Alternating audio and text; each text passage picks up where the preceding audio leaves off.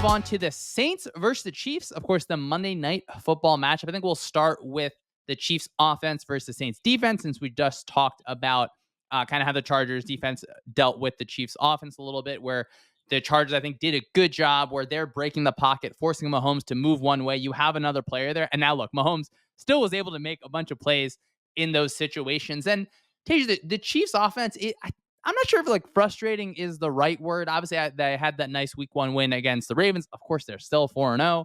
Rashee Rice seems like he isn't going to be out for the year, which is really, really huge, but he is going to miss some time. And, they like unveiled the Travis Kelce button. They kind of took him out of the garage and had a bunch of targets in his direction where you're just like running out of guys to throw to. Of course, as I mentioned, they had that really deep throw to Xavier Worthy. That was really awesome. You get Xavier Worthy underneath to mess around with man coverage. What are some of the stats for the Chiefs offense so far this season?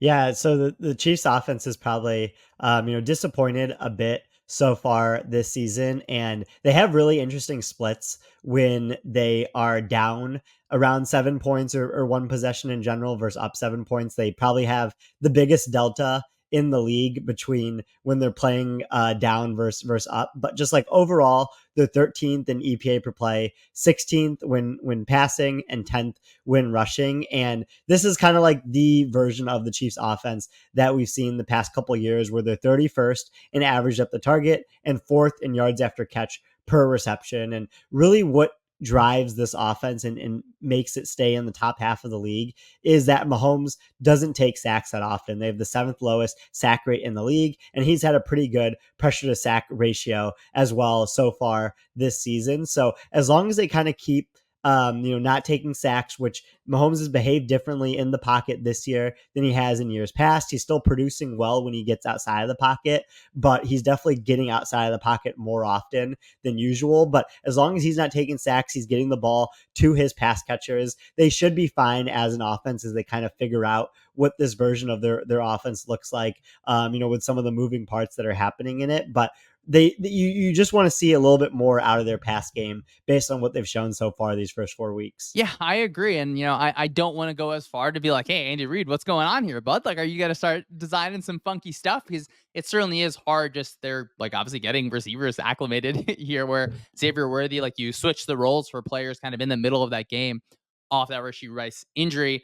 I do wonder whether it's going to be through the entire season where we just say, look, I mean, they're the Chiefs. They keep winning. They have a really good defense. Mahomes is the best quarterback that maybe has ever lived. So we just have to be okay with whatever their offense is, where of course, or it is a low A dot offense, or even kind of artificially. A lot of times they're throwing kind of quick bubble screens, just like or not really bubble screens, but like an RPO attached to a run where you're just trying to get out of maybe a tough box look, and that pushes Mahomes' A dot down. That messes with kind of how his target charts end up looking for his receivers. But overall, I don't know. Andy Reid, just give us something fun. Let's flip over to the other side of the ball here for the Saints defense. Of course, they are a man-heavy, blitz you, play tight to routes kind of defense. And Tage, you, of course, just got finished watching that Lions game in Detroit, where that is a defense, obviously Aaron Glenn, kind of from the Saints as well. I just wanted to talk to you real quick about like a man coverage-based defense where that is your identity. There is volatility there, right? Where you have, for example, the Lions, Tyron Arnold, you're going to get some holding calls, but at the same time, like I feel like you have the variance where, you get one interception sometimes, and that's just a game that you win. So I don't know if you had any thoughts on like, playing a man coverage defense where you're going to have a lot of variance. And maybe that's just like a smart idea where if that's your style, that is something that you can sustain.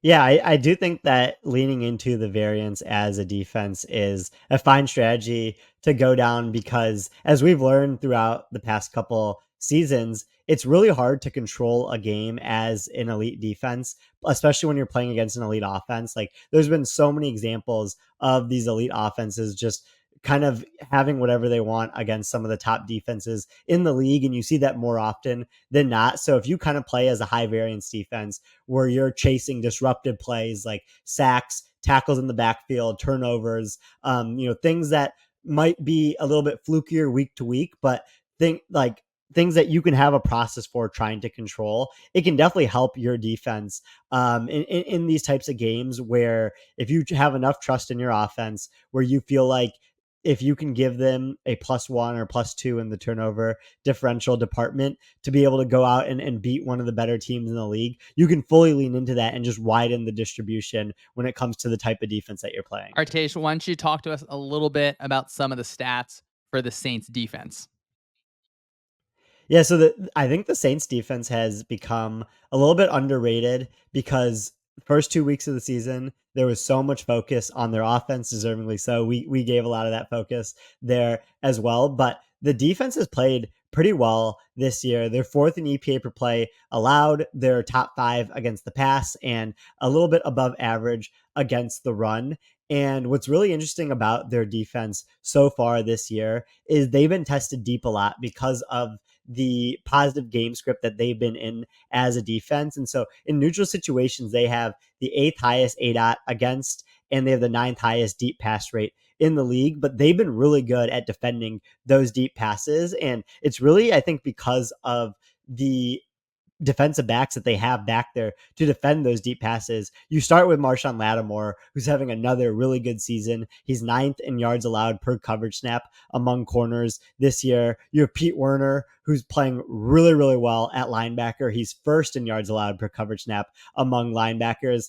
And even Will Harris, who I never liked a ton in Detroit, has played some decent snaps for them as well at safety. So you just have different pieces in your secondary that can help defend these deep passes that teams are throwing against them. And then you have got like Chase Young coming in there and being like a real player that, sometimes he'll pop off on film and be like, oh, he's creating a pressure. He's really able to handle the tackle. I think you got to be happy, if you're Chase Young ending up in that situation and you're able to produce like that. Let's think about just maybe a positive matchup for the Chiefs offense against the Saints defense. I think for that, I want to think about how the Eagles attacked the Saints, where the Eagles, of course, did not have AJ Brown. So you're talking about an offense that is down a little bit, but just the different ways that they were able to create some traffic inside against the Saints man coverage, because the Saints are going to play man coverage. So can you just create a little traffic, or you have that kind of mesh concept, or you have just, underneath route where Kansas City, it seems like they beat Los Angeles with it like once per game every single season for as long as I can remember. I think that Andy Reid's going to have a lot of those man beating plays drawn up. Where does your mind go for kind of a positive matchup for the Chiefs here? Yeah, I think the positive matchup for the Chiefs and something that they'll be able to do better than some of the other offenses the Saints have faced this year is just to avoid sacks when Chase Young and Carl Granderson are getting pressure on the quarterback. And like you mentioned, those pass rushers have played well this year. They each have 20 pressures between the two of them. Chase Young appears to look a lot healthier than he did last year, with some of the knee issues he was having. And you're really seeing that effect on this defense. But if Mahomes can avoid those, which I think he should be able to do, he can really just find Kelsey in that 0 to 10 air yard area of the field. And Kelsey should have a pretty good day off of that, where even if he's not able to find Kelsey because Warner's doing a good job of covering him, there's other receiving options that are less exciting but still viable options like Sky Moore, Xavier Worthy. So just like Mahomes avoiding taking sacks when those two guys are getting pressure and just finding some of his pass catchers should be advantageous for the Chiefs in this game. And it's so hard to play man coverage against a quarterback like Patrick Mahomes. I mean, it's hard to play any coverage against Patrick Mahomes, but when he's able to break the pocket and now you have every single defensive back turn towards a receiver, there's a lot of open space there. I think they're going to have to do different things up front, like the Chargers did, like the Chiefs also did this to the Ravens, where you're breaking the pocket, you're forcing the quarterback to where you want him to be, and then you have a player kind of presenting right there. What do you think is just a matchup that you like for the Saints defense against the Chiefs offense? Yeah, Saints defense I think can do really well when Marshawn Lattimore is matched up on Xavier Worthy. Worthy was a good fine college receiver coming out. Obviously had the speed that he showcased in college and at the combine, but he hasn't really shown a full route tree yet. He's seen some go balls which they've been successful on.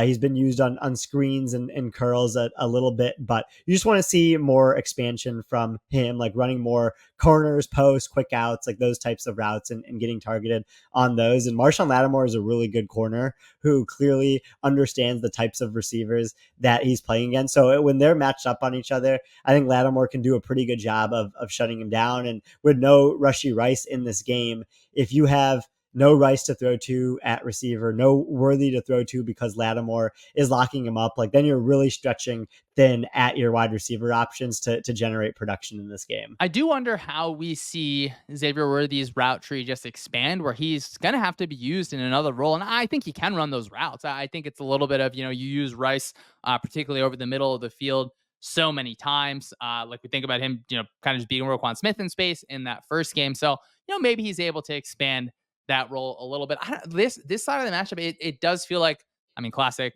styles meets fights, our styles make fights kind of matchup where, like, do you want to play man coverage against Mahomes? At the same time, you should feel pretty comfortable kind of matching up with all those guys. It might be that, hey, now my safety dropping down from deep, that player actually ends up being a spy and they're kind of finding Mahomes that way. I think that will be a fun matchup. Hey, let's flip the other side here where we're talking about the Saints offense against the Chiefs defense. The Saints offense, of course, comes out to a 2-game, really, really hot start. The Eagles kind of shut them down where you're running kind of like a Shanahan one-on-one offense where you want to play heavy with personnel. You want to get the defense with their base look out there. You're going to run a ton of zone. You're going to play action off it, try and get that ball down the field and really use that play action to make your offensive line's life easier, where this is not a top offensive line unit and they want to limit the amount of just pure drop back, like one-on-one, like you're watching the Senior Bowl type snaps, because it's hard to pass protect. And then these guys aren't the best in the league at it. And now it does feel like they missed Taysom Hill in the Eagles game. I think he exited the last game against the Falcons towards the end. I'm not sure if he's going to play again, but that really causes them problems where when we think of San Francisco, they have their kind of awesome lineup when everyone's healthy. But like you have Kyle Juszczyk, George Kittle, and Deebo Samuel that can kind of be used in multiple ways. And if you don't have Taysom Hill for the Saints, teams I think are more than happy to just play that 6-1 front where the Eagles played it a bunch, the Falcons played it a little bit, and you're just a little bit less flexible there. Why don't you talk to us a little bit about some of the stats and some of your thoughts for the Saints offense?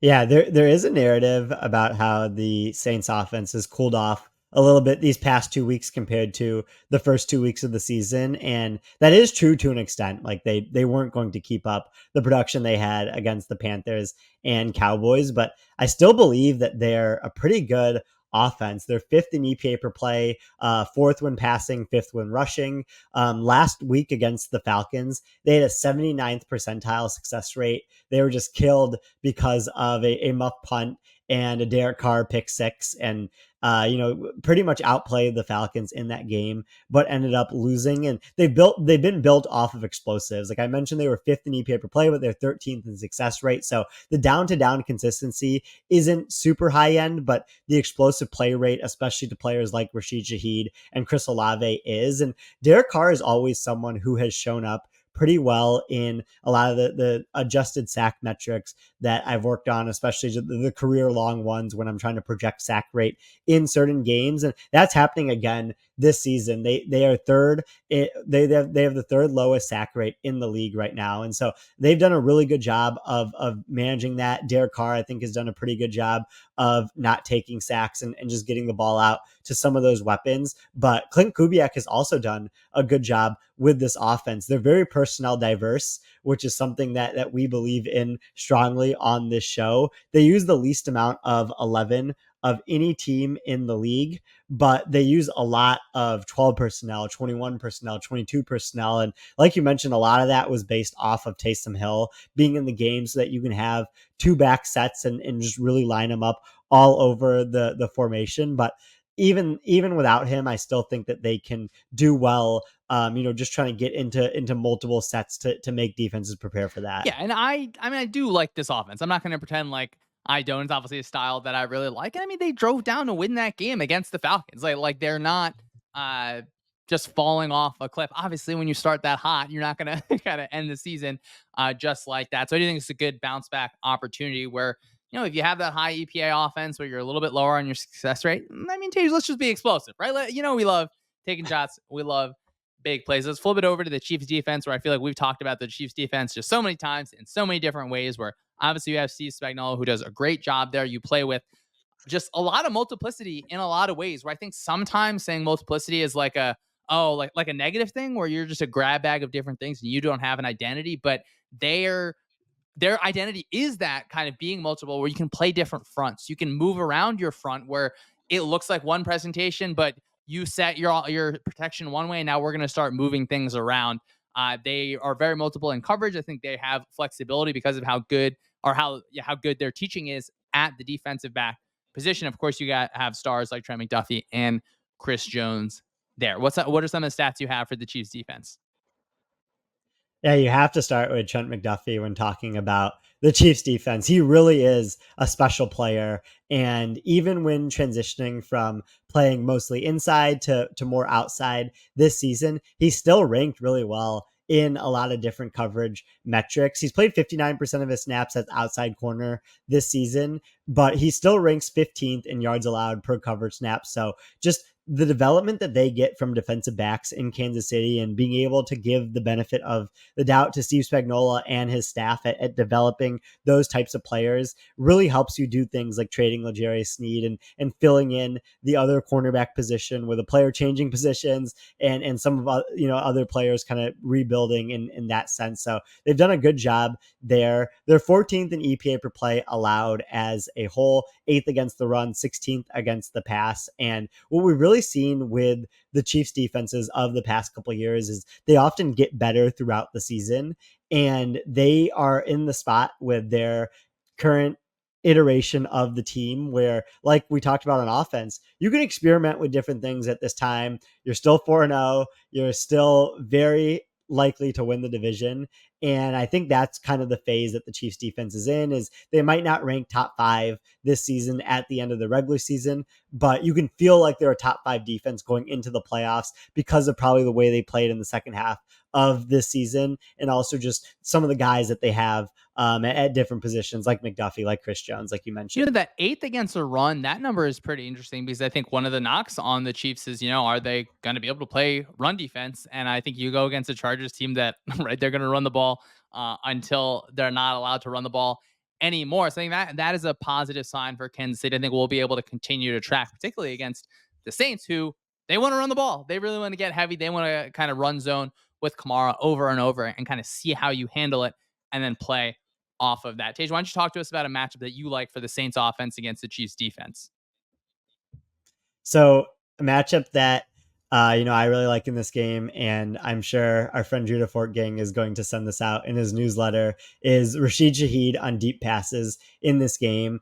The Chiefs rank 20th in EPA per pass allowed on passes over 15 air yards. So they haven't been that great at defending those. And Shahida is just a very explosive player, second most explosives in the league since last year behind Tyreek Hill. He gets a 40-yard play like in probably one out of every 3 or 4 games. So I think that he can really do a good job of taking the top off the defense in this game, hitting on one explosive, and that might be a big difference in the Saints staying in this game late in the fourth quarter. I just love Rashid Shaheed so much. I really, really love his play style where, you can still have him on crossing routes and have the ability to take advantage of defenses in different ways. And I just like offenses that find a way to reject the whole, oh, there's two high safeties, we can't do anything. One of the best ways to attack like cover 4 looks is you kind of hold a safety and throw a post over the cornerback. Like I want to be able to see offenses continue to do that.